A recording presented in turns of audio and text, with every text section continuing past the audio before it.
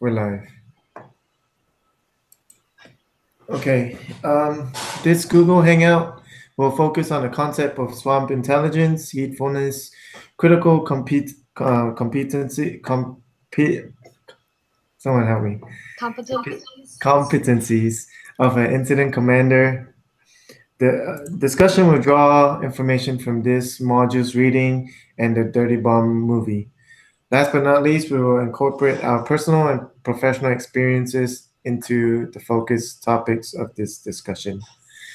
The first question of this module is looking at figure 3.2 in Flint and Arbuthnot book, please discuss what is hatefulness and explain how expert commanders with high expertise can fail when their level of heedfulness is low.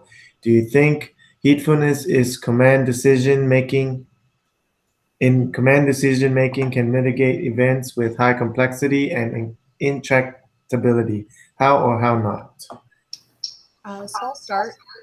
To me, heedfulness is defined as the extent to which actors are mindful of critical tendencies and therefore take steps to ensure shared understandings and coordinated actions. Flynn and Arbuthnot gave the example of SWAT and CNT, which I can relate to. When heedfulness is low, expert commanders can forget to coordinate between two areas or teams, thus leading to further complications or death. Everyone must be on the same page, and it's on the commanders to make sure everyone else is before making decisions. To In my opinion, heedfulness in command can mitigate events with high complexity and intractability. I'm on the New Braunfels PD crisis negotiation team, and we had a call out in February. If we get call outs, that means SWAT, they're already on scene and they've determined that we need to be there as well. During this particular incident, we had a man that attempted to rob a store, fled, and was now blocking I-35, causing us to shut down both northbound and southbound lanes for over 3 hours.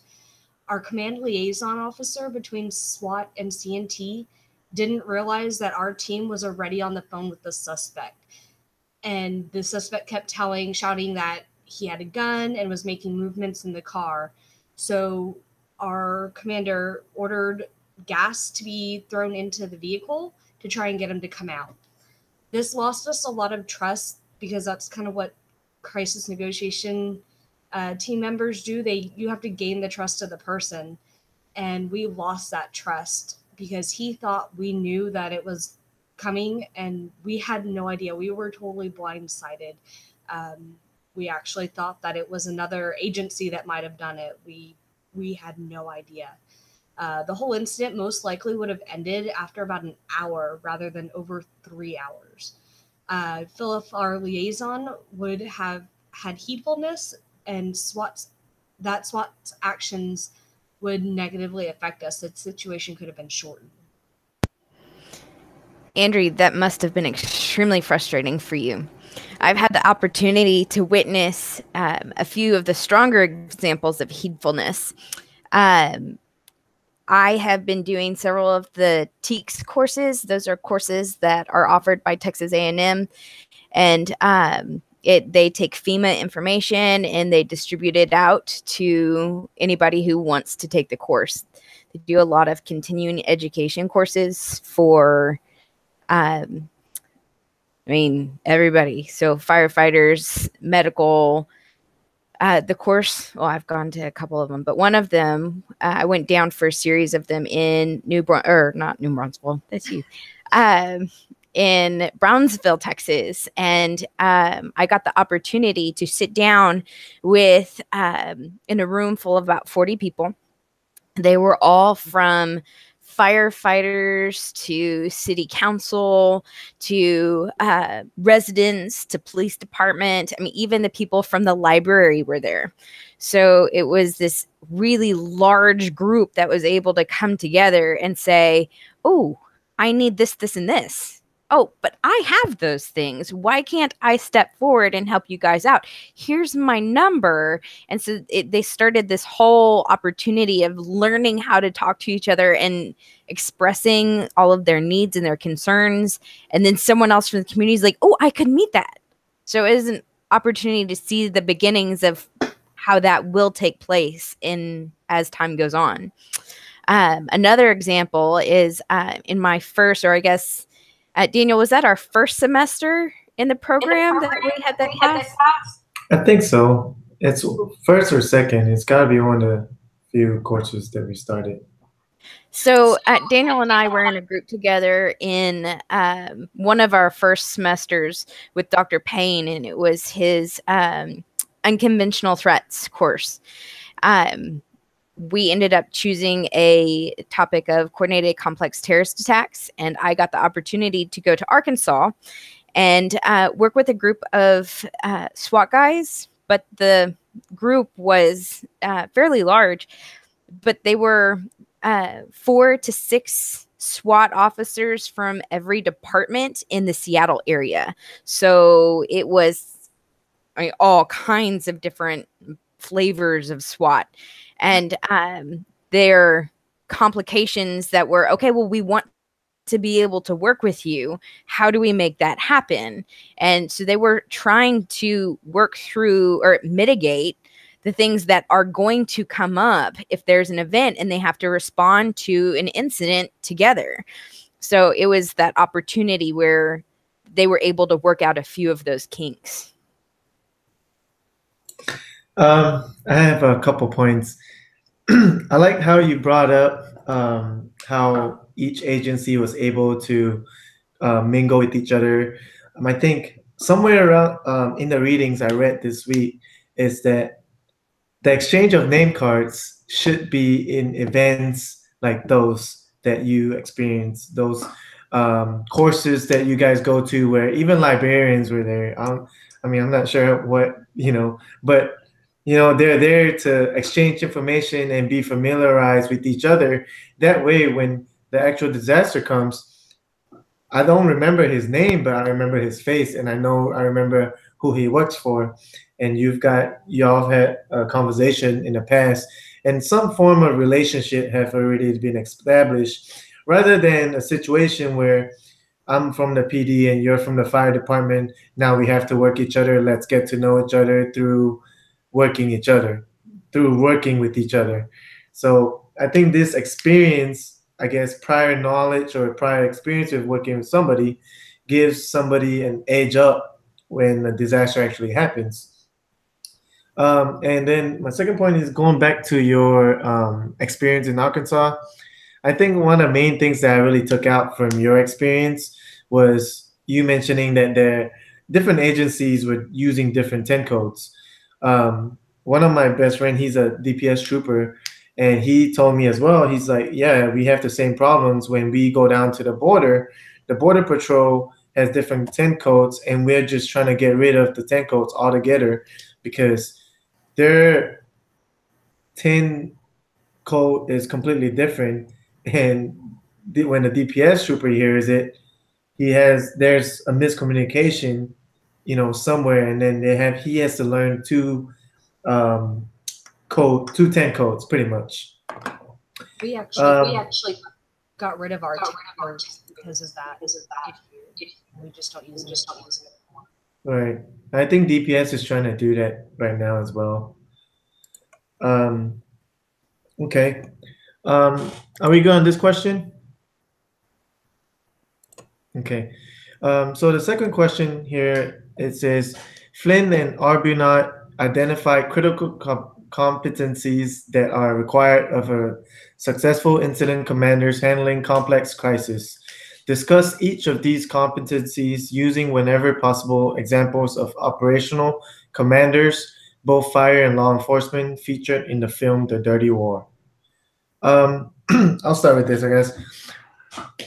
The competencies I got from the reading are handling multiple demanding problems concurrently under conditions of high stress and emotion, urgency, confusion, and uncertainty, ranking different competing tasks in order of importance in compressed time frames with limited resources, knowing and executing predefined options for handling certain types of crises and their impacts, formulating new courses of actions to resolve or mitigate novel crises and their impacts, coordinating the activities of numerous specialists, each having to some extent conflicting decisions, premises, mental models, and views about needed courses of actions, and a vested interest in seeing their model implemented, conducting accurate situation assessments, and ordering actions that will result in major social and economic dislocations, making high risk decisions with life and death outcomes, coordinating actions and negotiating agreements across organizational disciplinary boundaries, and last, managing personal stress to prevent or minimize performance degradation. Um, I think one example I found in the movie that exemplifies this is, I'm not exactly sure. It's basically the emergency operations center, where I guess it's the lead emergency official. He had to make decisions concerning life and death situations, and one of them that really stood out for me is him telling emergency responders not to go in well, I guess the area because of the radiation contamination. He made sure that nobody went in, and if they did, and when it was time for them to go in, they had the proper personal equipment on before they went in. Um, a lot of when he was making these decisions, he didn't really have time. All of these were, um, he was under stress, emotions, everything that I just said earlier. He didn't really know what was going on. What kind of bomb was it? Was it a chemical bomb, biological? He had no idea, but he had to make a decision, and that's what he did. Um, yeah. And also in reference to the EOC officials, one of their downfalls I thought was they had to refer to their handbook. They didn't even know what to do, and when they were reading it, he was reading it out loud, and the other official asked, "What does that even mean?" They didn't even know what the instructions were, and so I thought that was kind of I think a violation of knowing and executing predefined options for handling certain types of crises and their impacts. Um, Looking at police, they were extremely shorthanded to handle the multiple problems going on throughout the city. You had injured, those needing to be decontaminated, and others were pretty much on the verge of a riot as they panicked trying to get to the decontamination area. Because of all the commotion, police were unable to maintain normal operations. Hospitals were asking for police assistance due to the overwhelming onslaught of victims, but officers couldn't be spared. Um, Fire, they had to make life and death decisions when they were unable to go into buildings to rescue people due to the unknown radiation. Fires were out of control, and firefighters were unable to go in until they were properly suited up. And they were also, because they were shorthanded, they had to stay in the hot zone at ground zero longer than what they should have. I believe they were supposed to get out when their levels hit 100, and I believe one of the guys, he hit 250, and they were still not ready to come out and subjecting themselves to radiation to save people. There were a couple things that really, I guess, bothered me as we were watching the movie. And I was watching the movie with my kids, and they're like, "Mom, why won't they actually tell the people what to do?" And you brought up the note about they had to refer back to their books. When we stop and we start thinking about how we train for any emergency, how many times would we have to go back and look at the book for instructions. I mean, the kids know fire drills and tornado and weather drills, but what about everything else? And or the safety plans for buildings. Andrew, do you, with your job, do you have a required, like, do y'all have evacuation drills that y'all have to practice? No, not at all. I mean, imagining myself in that situation, I mean, it would pretty much be like I'd go to my supervisor and say, okay, well, where do you want me? Like, I wouldn't even know what to do, where to start. I mean, we've taken these FEMA courses. I had to take these FEMA courses for work before I even got into the program. And it was a totally foreign language. I took them to pass the tests, and I wouldn't be able to implement any of it myself. I would just respond, where do you need me?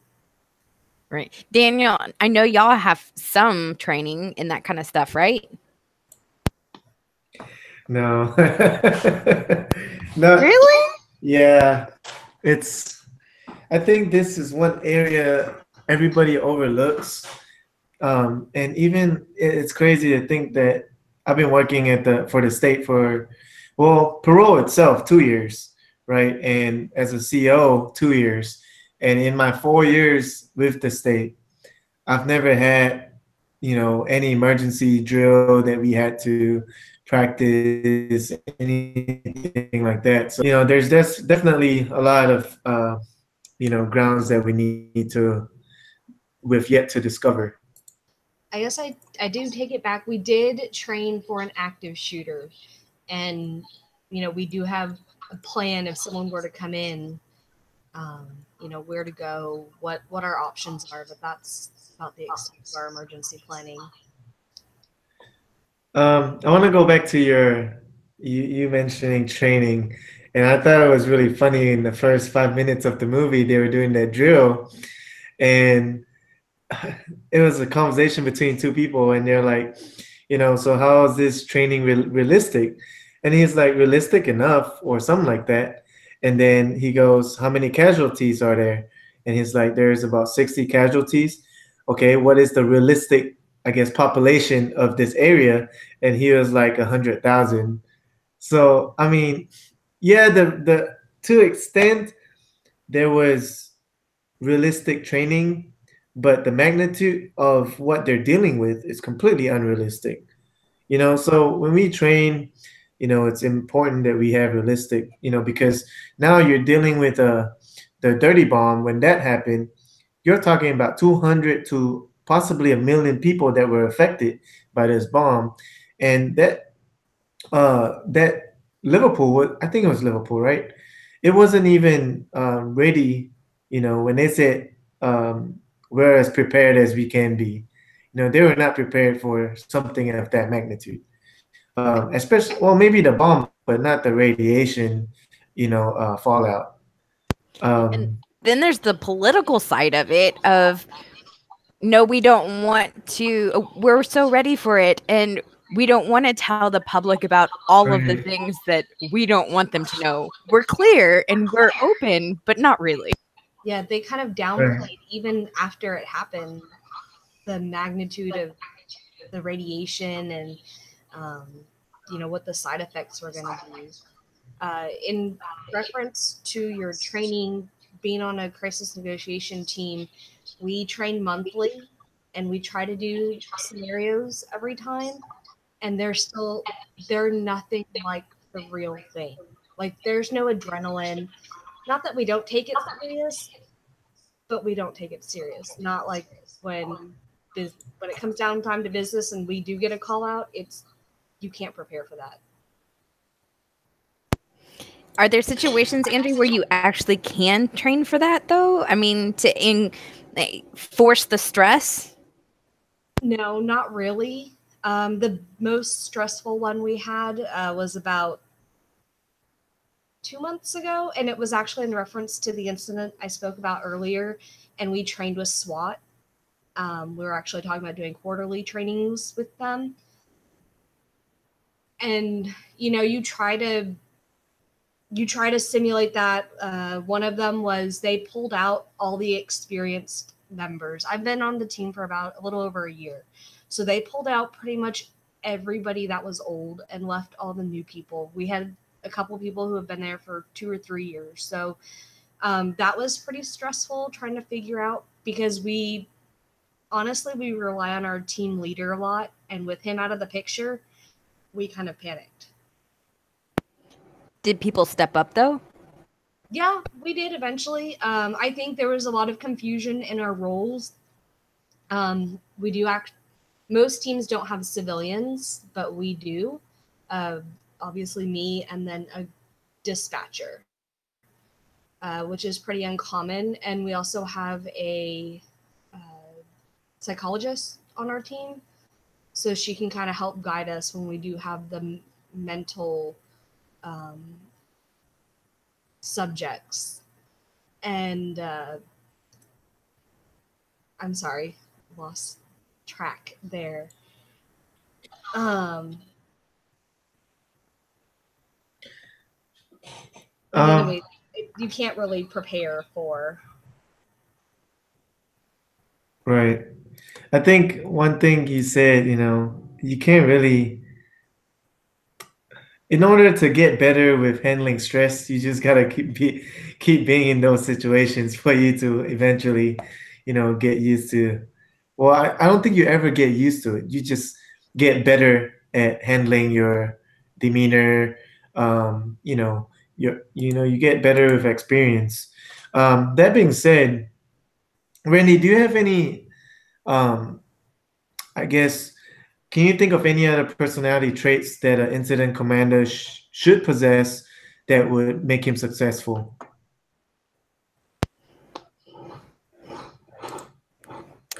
Let's see. Honesty, integrity, inspire others, commitment and passion. Of course, a good communicator, decision making capabilities, someone that's going to be able to make efficient, effective decisions.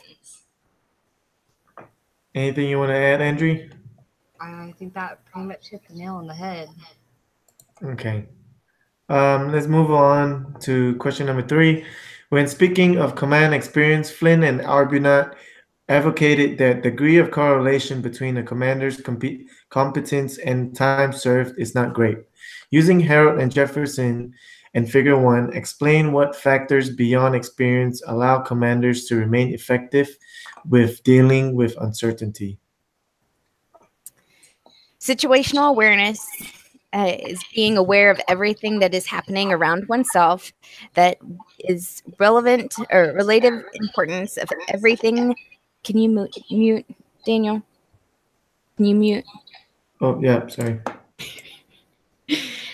Relative importance of everything observed, constantly evolving picture of a state of the environment. Level 1 is perceiving critical factors in the environment. Level 2 is understanding what those factors mean. Level 3, understanding what will happen to the system in the near future. And collect data, connect the data, understand goes along with the experience, the training, and the judgment help form the predictions of the future. And I pulled in a quote from the page 24 is the commander can only add value to the process if every member of the team understands the role of all the key players and all the overall mission.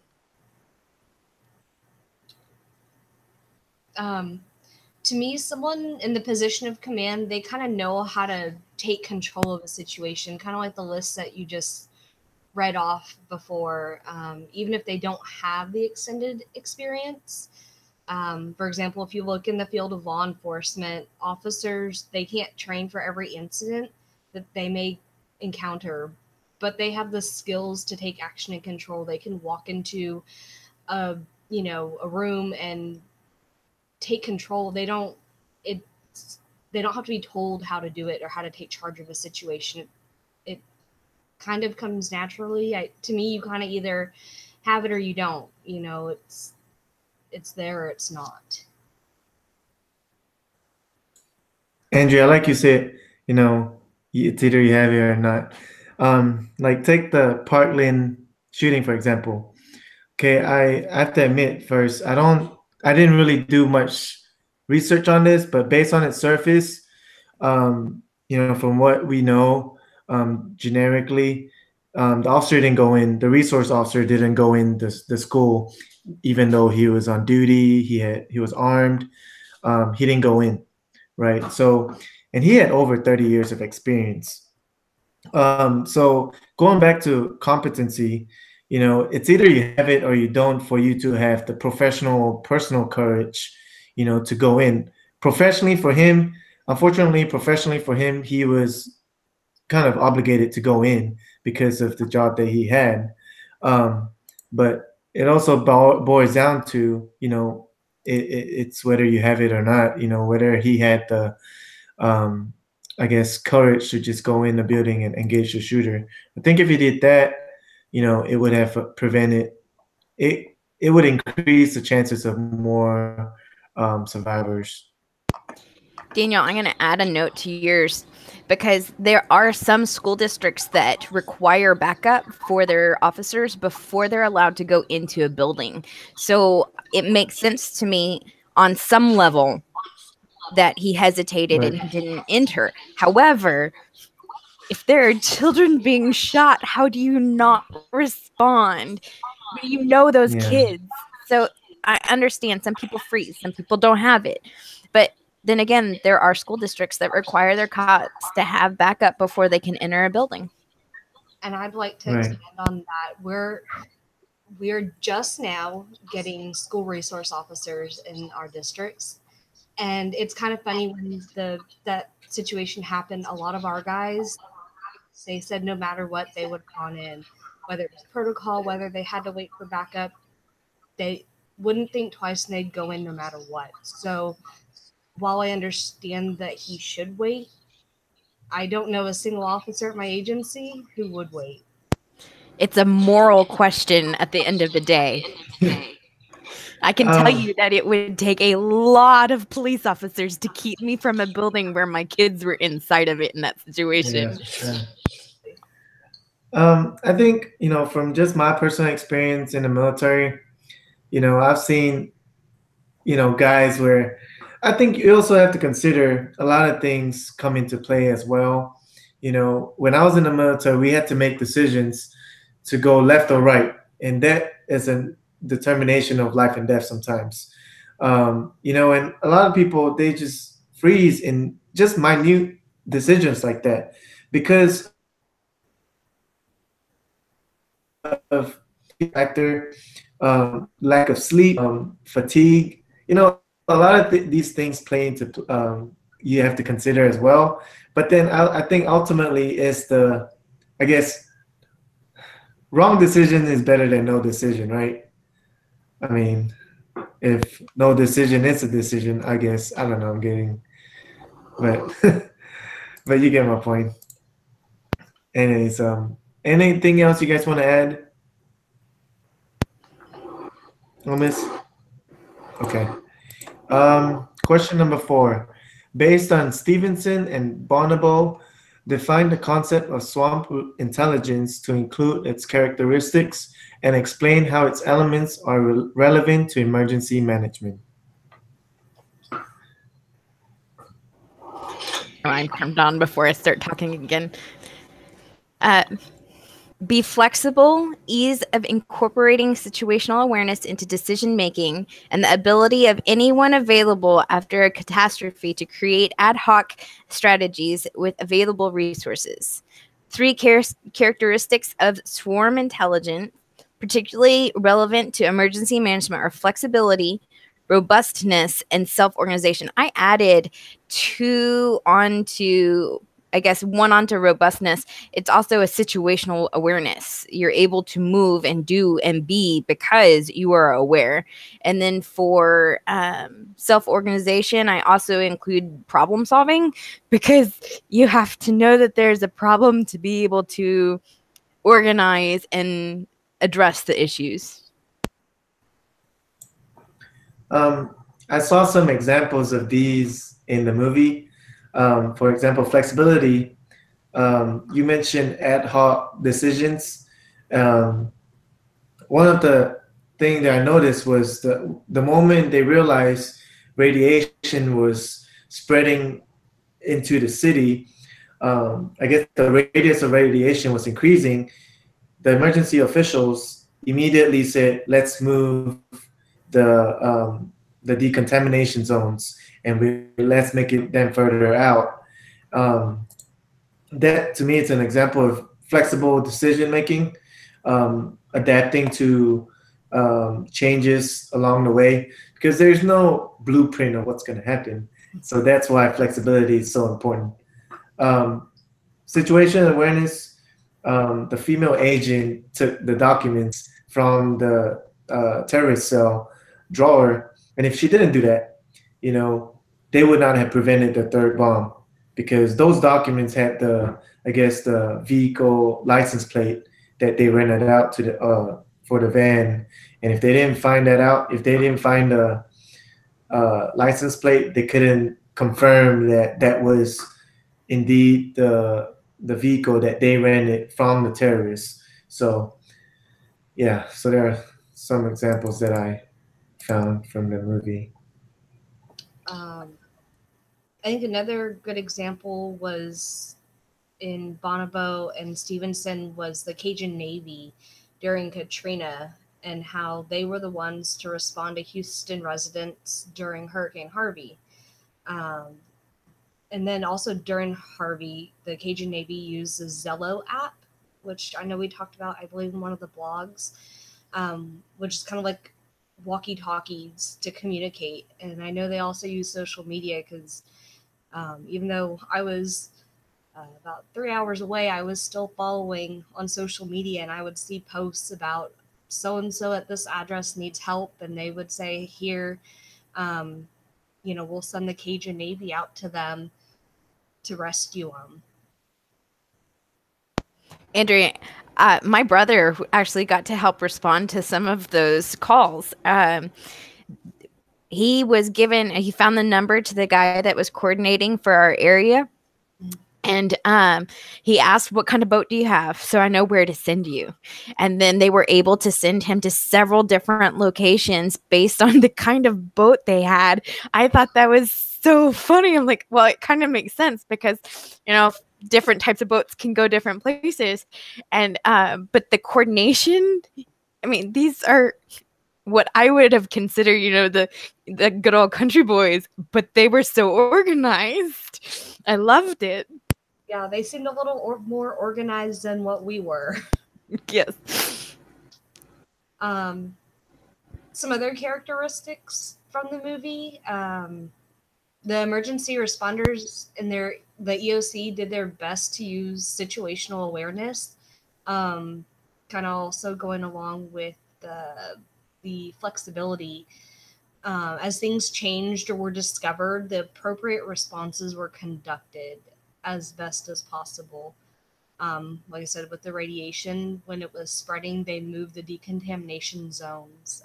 Decon units were dispatched, and more were called out once it was determined that more assistance was needed.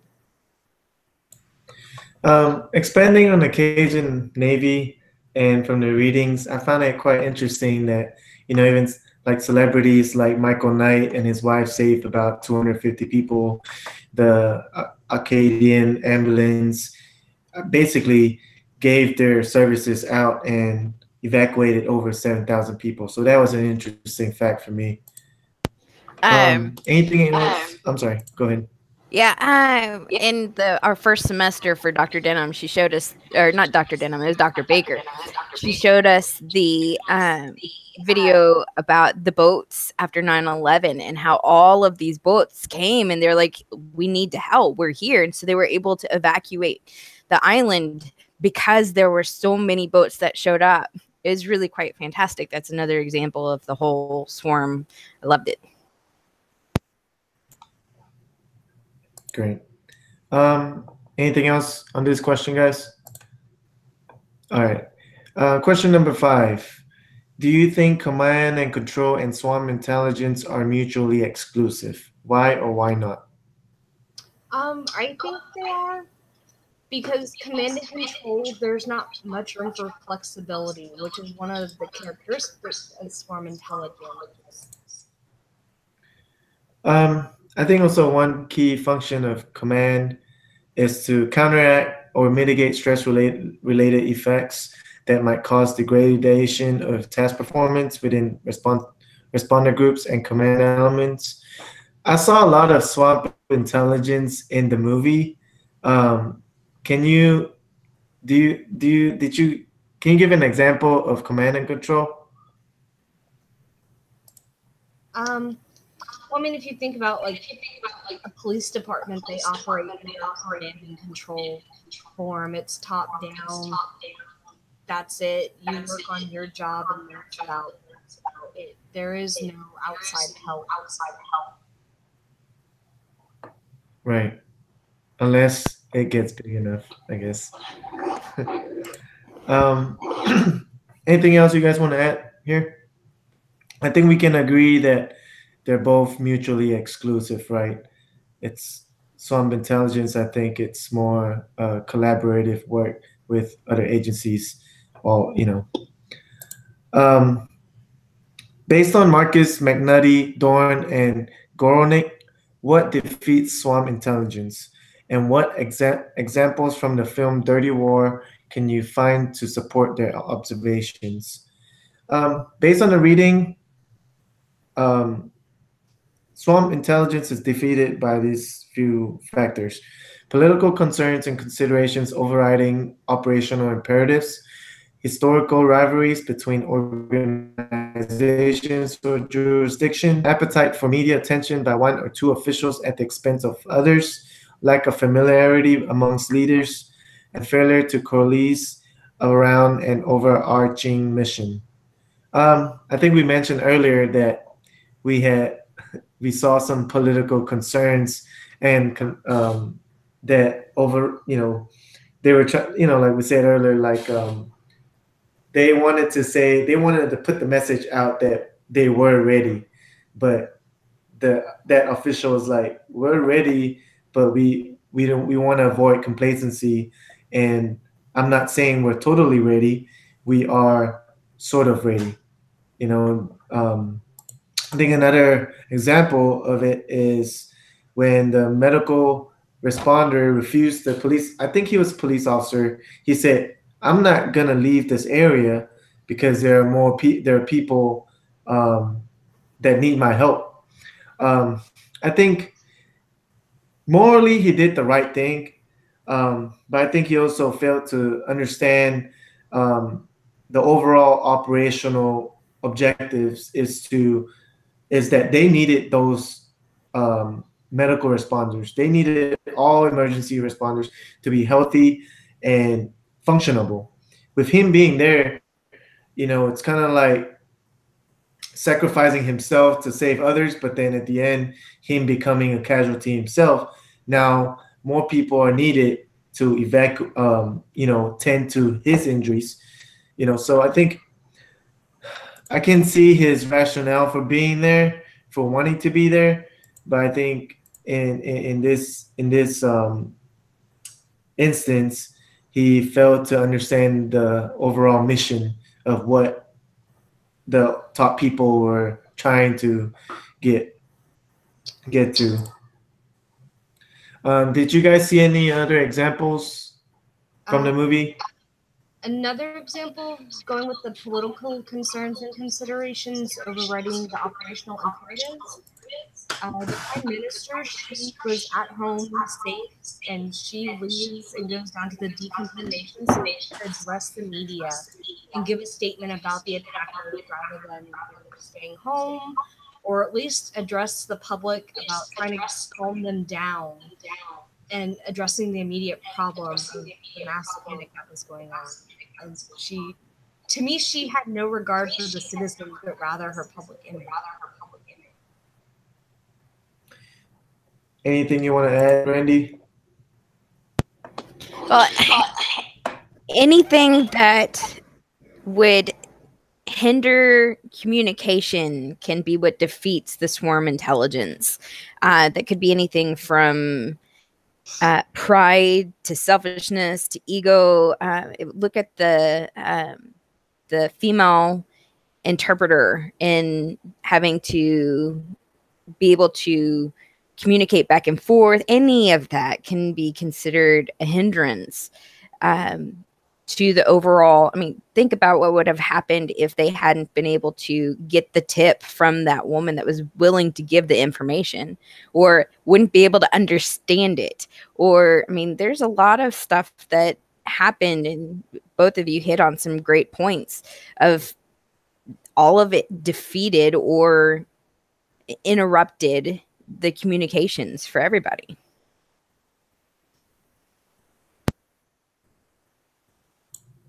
Okay, we're about at the end of our discussion. Just some last questions, very short. What aspect of emergency management would you like to have seen more? Did it, for you, did it cover the four phases of disaster? You want to start, Andrew? I would have seen more preparedness because they kind of looked like they were running around like chickens. They just didn't seem to know what to do. But I think the response, considering the situation, was good.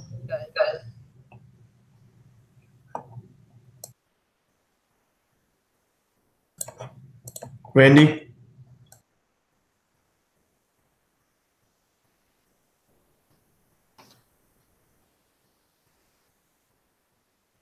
We can't hear you. Randy, we can't hear you. I know, I had my mic off. Okay, so this button is confusing. Anyway, it should know the things that they tried to plan, they tried to prepare, they tried to mitigate. It is the effort, right? It's learning to communicate with each other.